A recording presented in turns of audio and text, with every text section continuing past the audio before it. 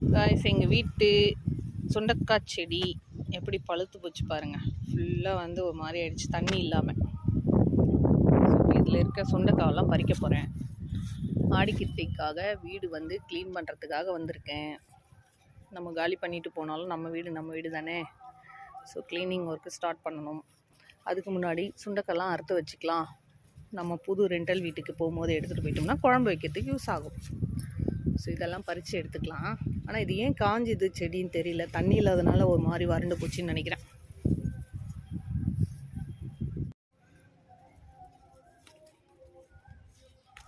இன்னும் நிறைய பிஞ்செல்லாம் இருக்குது. அதெல்லாம் எப்போது வந்து காய் கொஞ்சம் ஓரளவுக்கு வருது பார்க்கலாம்.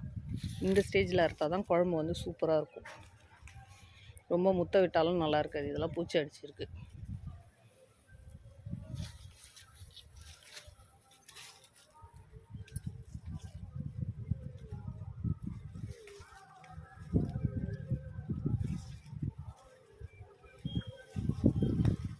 எந்த செடியுமே தண்ணி இருந்தால் தான் நல்லா அந்த க்ரோத் வந்து சூப்பராக இருக்கும். காயெல்லாம் சுண்டைக்காய் வந்து உடம்புக்கு அவ்வளோ ஹெல்த்தி. சுண்டைக்காவை பற்றி ரிசர்ச் பண்ணவங்கலாம் சொல்கிறாங்க, சுண்டைக்காய் வந்து நம்ம உடம்புக்கு அவ்வளோ மருத்துவ குணங்கள் இருக்குது.